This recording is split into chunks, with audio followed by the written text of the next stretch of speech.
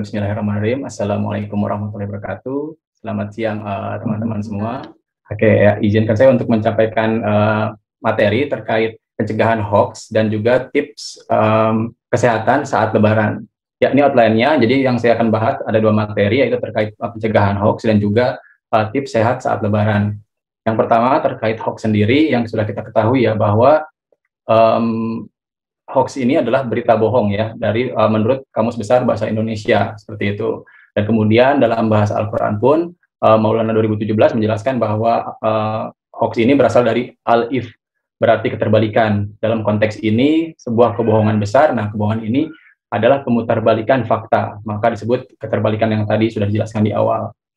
Jadi memang hoax ini identik dengan berita bohong. Kemudian untuk informasi hoax, memang ini seringkali dikaitkan dengan informasi yang palsu, kemudian tidak terbukti kebenarannya, dan lain-lain ya. Kemudian hoax ini juga biasanya bersifat seperti rumor, atau cuma isu belaka, dan memang kebohongan yang menipu. Nah, memang pada dasarnya informasi ini digunakan untuk menipu banyak orang, dan juga merekayasa sebuah berita, atau mungkin sebuah kejadian, agar terkesan menjadi sebuah kebenaran yang nyata. Untuk definisi hoax sendiri, nah ini ada survei yang dilakukan oleh Masyarakat Telematika Indonesia pada tahun 2019 kepada 941 responden. Di survei ini menanyakan terkait apa sih definisi dari hoax tersebut. Nah, ternyata banyak sekali yang mengatakan bahwa definisi hoax ini adalah berita bohong yang disengaja. Yang di sini terlihat di tahun 2017 dan 2019 sama-sama memiliki persentase yang besar ya, seperti itu. Dan memang juga ada beberapa definisi yang lain seperti berita yang menghasut, sampai dengan ada yang menarik, berita yang tidak saya sukai. Jadi pada tahun 2017 memang ada yang menyebutkan bahwa kalau hoax itu artinya berita yang saya tidak sukai. Seperti itu. Ini ada informasi yang cukup menarik seperti itu. Nah, kemudian apa sih dampak dari hoax sendiri? Nah, di sini Maulana menjelaskan bahwa dampak dari hoax ini ada beberapa macam. Yang pertama itu merugikan masyarakat. Kemudian yang kedua ada memecah belah publik. Nah, ini memang biasanya mengatasnamakan kepentingan politik ya, biasanya berbau politik, atau memang ada tendensi-tendensi tertentu seperti itu. Kemudian mempengaruhi opini publik, bisa dibilang menjadi sebuah provokator. Nah, kemudian yang keempat ada berita-berita hoax sengaja dibuat untuk kepentingan mendiskreditkan atau menyudutkan salah satu pihak. Nah, biasanya ini ada mungkin lawan politik, atau ada lawan lawan satu bidang tertentu seperti itu. Nah, kemudian yang terakhir ada sengaja memang ditujukan untuk menghebohkan masyarakat. Jadi dampaknya untuk membuat sebuah kehebohan ataupun sebuah kepanikan seperti itu. Nah, terkait dengan berita heboh, nah memang hoax ini identik sekali dengan berita heboh atau berita yang mengagetkan lah ya, bisa dibilang seperti itu. Nah, jadi ada beberapa alasan kenapa orang-orang ini cenderung meneruskan berita hoax. Yang pertama, mereka memperoleh berita tersebut dari orang yang dipercaya, padahal bisa jadi orang yang dipercaya tersebut belum mengetahui kebenaran seperti apa. Kemudian yang kedua, mengira beritanya itu bermanfaat. Kemudian ketiga, ada mengira berita tersebut itu benar, seperti itu. Nah, yang keempat, memang ini mungkin kebanyakan orang ingin ya menjadi seseorang yang pertama kali menginfokan seperti itu. Jadi begitu dapat berita langsung buru-buru share seperti itu. Dan yang terakhir ini juga ada yang sangat mengejutkan ya istilahnya. Ternyata ada juga orang yang alasan meneruskan berita heboh itu untuk agar iseng aja gitu, untuk biar terjadi kehebohan seperti itu. Ini juga hasil dari survei Masyarakat Telematika Indonesia pada tahun 2019. Nah, dari isi hoax-nya kita harus tahu nih, kira-kira apa sih yang biasanya digunakan untuk menyebarkan informasi-informasi yang keliru seperti itu. Nah, karena survei ini dilakukan tahun 2017 dan tahun 2019, di sini kelihatan bahwa sosial politik, kemudian SARA itu menjadi dua peringkat terbesar ya, tertinggi dari isu atau isi hoax yang tersebar seperti itu. Kemudian ada di peringkat ketiga ada pemerintahan, kemudian di keempat kesehatan dan makanan dan minuman. Nah, di sini yang sebetulnya kita harus ibaratnya mengetahui bahwa kesehatan dan makanan minuman ini menjadi salah satu yang istilahnya 5 besar lah, termasuk 5 besar hoax yang umumnya tersebar seperti itu. Dan ini menjadi perhatian khususnya untuk kita sebagai akademisi seperti itu, terutama yang menyangkut bidang kesehatan dan makanan dan minuman, seperti itu. Kemudian temuan hoax juga oleh Kominfo, itu juga di kesehatan itu menempati peringkat ketiga ternyata ya teman-teman. Setelah dari politik dan juga pemerintahan. Memang politik pemerintahan ini tahun 2017-2019 memang tahun politik ya ibaratnya. Jadi memang kebanyakan pasti lebih ke politik dan pemerintahan. Tetapi ternyata pada faktanya kesehatan dan kemudian makanan dan minuman ini menjadi urutan yang selanjutnya yang perlu kita waspadai. Oke, nah ini berikut ada jadi teman-teman kalau mengunjungi situs atau website Kominfo juga bisa diketahui apa saja hoax yang sudah terjadi seperti itu. Kemudian yang ini ada namanya IRS bikin gemuk. Nah ini juga berita-berita yang ibaratnya keliru seperti itu. Nah teman-teman di Gizi ini khususnya patut bisa menangkis lah atau membuat clear bahwa memang IRS ini bukan airnya seperti itu yang bikin gemuk, tapi kalorinya yang di dalam air tersebut sebetulnya. Nah, ini kemudian ada hoax tentang bidang kesehatan. Kenapa ini menjadi penting untuk diperhatikan teman-teman? Karena hoax bidang kesehatan ini sangat meresahkan masyarakat dan memang salah satu bidang yang gampang untuk dipercayai gitu terkait kesehatan, baik itu makanan dan minuman juga. Nah, kenapa ini lebih berbahaya dan meresahkan? Karena kalau yang tadi sosial politik atau pemerintahan itu kan tidak menyangkut diri seseorang secara langsung ya, maksudnya tubuh seseorang secara langsung. Tapi kalau terkait kesehatan, makanan dan minuman, maka orang tersebut akan mengenai dampaknya secara langsung, teman-teman. Jadi kita kan ibaratnya mengkonsumsi makanan, minuman sehari-hari, kemudian kesehatan pun kita selalu pentingkan seperti itu.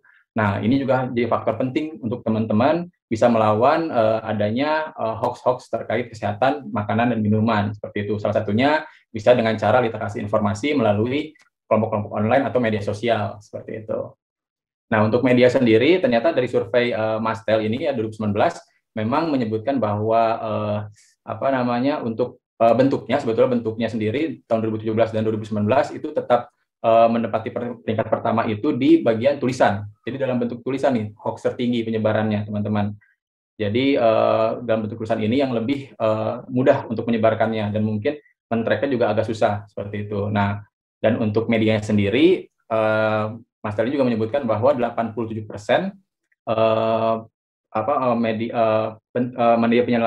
media penyebaran hoax ini terjadi di sosial media seperti itu. Ditambah lagi ada penelitian juga dari Pulido et al. Yang menyatakan memang dia meneliti dari tiga bagian sosial media terkait hoax atau fake news, ibaratnya berita bohong, itu dari Twitter, kemudian Facebook, dan juga Reddit seperti itu. Dan memang Twitter memang paling tinggi, dia ada 19% seperti itu, disusul Facebook dan juga ada Reddit-nya.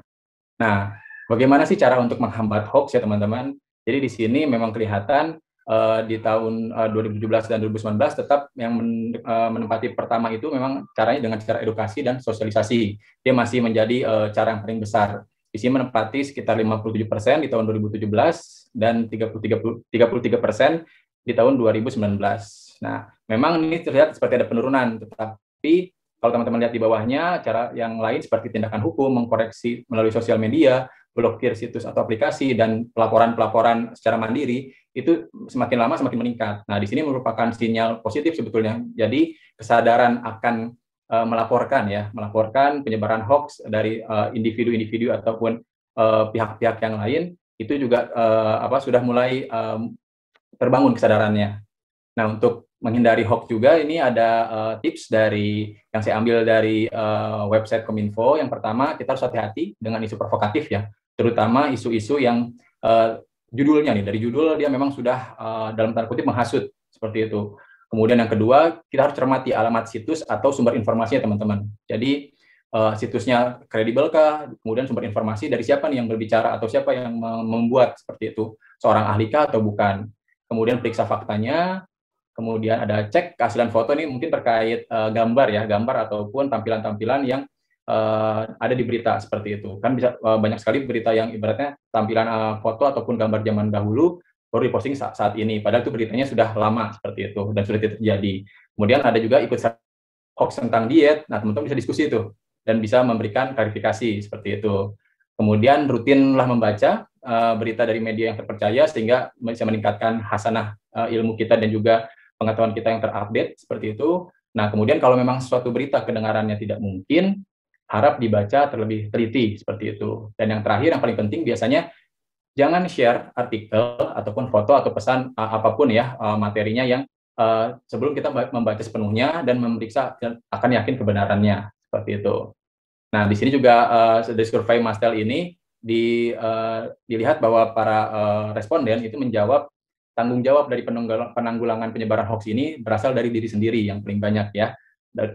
Baik itu tahun 2017 dan juga tahun 2019 seperti itu. Dia menempati 80% untuk isian surveinya seperti itu. Diikuti oleh pemerintah, kemudian komunitas, aparat penegak hukum, pemuka masyarakat, dan juga platform sosial media.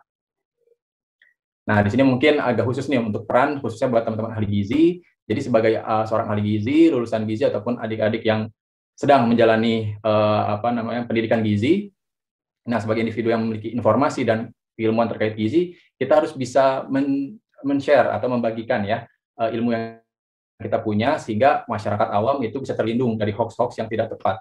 Seperti itu. Kemudian diusahakan bisa mempraktekkan pada diri sendiri teman-teman. Jadi maksudnya di sini adalah kalau kita tahu ilmunya, sebaiknya kita praktekkan diri sendiri, contoh tentang pola makan ya, tentang diet, sehingga badan kita memiliki postur yang bagus seperti itu. Nah, saat kita menyampaikan, tapi kita juga terlihat bagus, tentunya itu akan menambah kepercayaan dari masyarakat saat kita menginformasikan teman-teman, seperti itu. Kemudian sharing info melalui berbagai media. Nah, di sini teman-teman gizi kan pasti banyak ya yang mempunyai keahlian ya, selain tulisan, mungkin bisa jadi bikin konten kreator untuk informasi gizi, dan lain sebagainya itu bisa dimaksimalkan. Nah, kemudian selalu sarankan untuk konsultasi kepada yang ahli, kepada seluruh masyarakat seperti itu. Jangan sembarangan konsultasi kepada orang yang bukan kompeten di bidangnya. Seperti itu, teman-teman. Nah, mungkin untuk hoax-nya, tentang cegah hoax, itu materinya seperti itu yang saya sampaikan. Jadi kan sebelum kita tahu tentang hoax itu apa, dampaknya seperti apa, cara penanggulangan seperti apa, sekarang kita sudah tahu nih bagaimana cara penanggulangannya.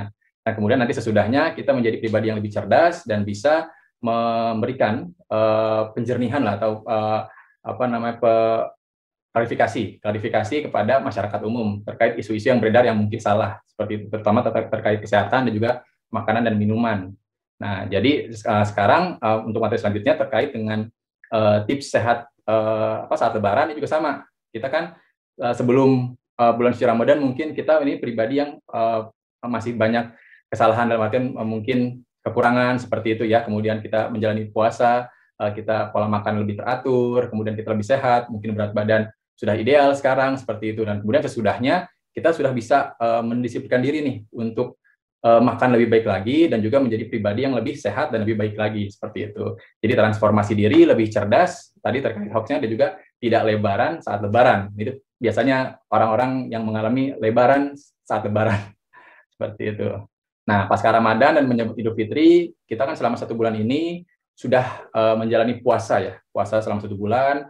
Nah, salah satu fungsi dari puasa ini, pertama itu bisa mengistirahatkan sistem pencernaan kita dan juga bisa meningkatkan fungsi dari misalnya pankreas ya terkait insulin dan gula darah.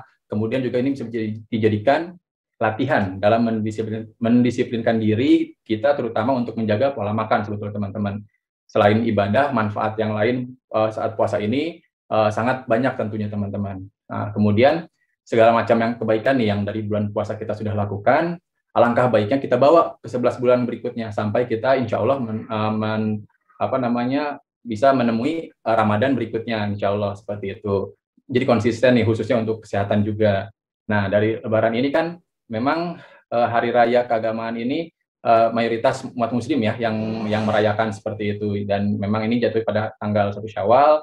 Nah, tetapi yang harus dipikirkan adalah apakah ajang Lebaran ini selain silaturahmi ya, apakah untuk ajang balas dendam kita makan sepuasnya kah? Karena begitu banyak makanan yang tersaji, sajian-sajian yang lezat, kemudian berbagai aneka macam. Nah, kita menjadi lapar mata atau memang lapar sesungguhnya nih yang kita butuhkan seperti itu. Kita harus klarifikasi juga dalam diri kita sendiri gitu. Kita harus sadari seperti itu.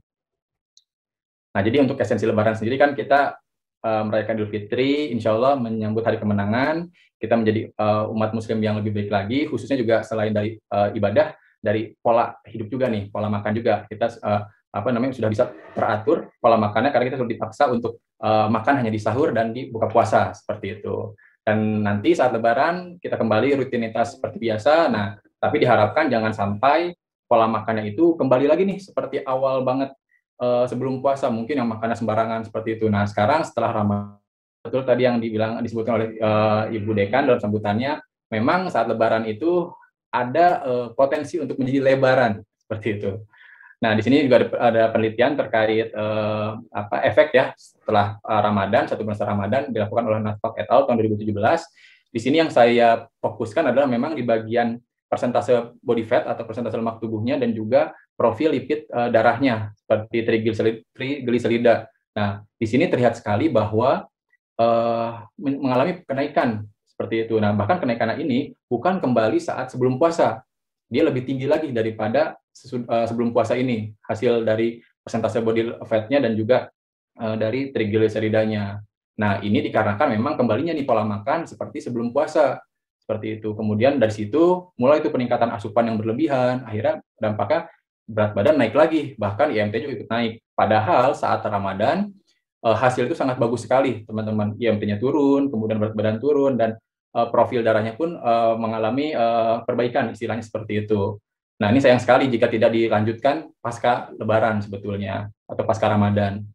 Nah, di sini yang ingin saya tekankan adalah terkait mindfulness eating, teman-teman. Jadi, saya setelah membaca beberapa referensi, saya menyimpulkan bahwa memang penting sekali nih kesadaran terhadap makan, seperti itu. Jadi, kita tuh saat makan, kita harus sadar betul bahwa kita tuh makan. Jangan sampai ada istilah masih seperti ini, wah saya belum makan nasi, saya belum makan. Padahal sebelumnya udah makan mie misalnya, atau sebelumnya udah makan lontong sayur. Tapi karena identiknya makan nasi itu baru makan, akhirnya dia makan lagi. Nah, ini yang harus teman-teman sadari, terutama nanti pasca Ramadan atau pasca Lebaran, teman-teman harus meningkatkan kesadaran akan makannya ini, teman-teman. Jadi teman-teman nanti kalau meningkatkan kesadaran diri terkait makan ini, teman-teman bisa mengatur jenis makannya seperti apa, kemudian porsi makannya seperti apa, frekuensinya ya, berapa kali makan dalam sehari. Nah, kemudian teman-teman juga lebih fokus saat makan dan konsentrasi. Di situ teman-teman jadi istilahnya lebih sadar diri lah. Ibaratnya saya ini sudah makan, istilah seperti itu. Jadi mungkin itu bisa menambah efek rasa kenyang juga. Sehingga nantinya terbentuklah pola makan yang baik dan juga berdampak kesehatan yang lebih kontinu seperti itu. Nah, kemudian ini tips tetap sehat saat Lebaran yang tadi saya sebutkan, tetap bisa mengendalikan pola makan ya, yang diharapkan secara teratur ya, khususnya dari segi frekuensi, karena kan sebelumnya sudah makan di saat bulan puasa itu hanya sahur dan berbuka. Nah, sekarang kita dikasih kesempatan lagi nih untuk makan siang istilahnya. Tapi jangan sembarangan istilah makan jadi di skip atau makannya jadi lebih banyak seperti itu. Nah, kita harus bisa mengendalikan tetap teratur seperti itu. Dan juga jangan lupa penuhi gizi seimbang dan makan makanan yang beragam. Karena tentunya makan makanan yang beragam itu bisa membantu kita untuk melengkapi kebutuhan zat gizi kita secara lebih komprehensif lagi, seperti itu, lebih lengkap lagi. Karena tidak ada satu makanan pun yang sempurna atau lengkap zat gizinya, teman-teman. Nah, kemudian di sini ada juga mulai olahraga nih, teman-teman, dan aktivitas fisik lebih aktif kembali pasca Ramadan. Mungkin saat Ramadan susah ya untuk berolahraga, mungkin ya untuk mengatur, terutama mungkin olahraga pagi ataupun siang. Yang teman-teman punya kebiasaan seperti itu di bulan puasa nggak bisa, sekarang udah bisa lagi nih, alhamdulillah. Jadi teman-teman ditingkatkan lagi olahraganya. Kemudian karena puasa ini apa istilahnya suatu yang baik ya sebetulnya ya. Jadi teman-teman ya bisa disarankan juga untuk melanjutkan puasa sunnah. Insya Allah kan habis ini ada puasa Syawal, kemudian ada mungkin nanti Senin Kamis atau Ayyamul Bid, silahkan saja seperti itu. Yang penting teman-teman bisa mengambil istilahnya selain ibadah juga manfaat baik untuk tubuhnya sendiri seperti itu.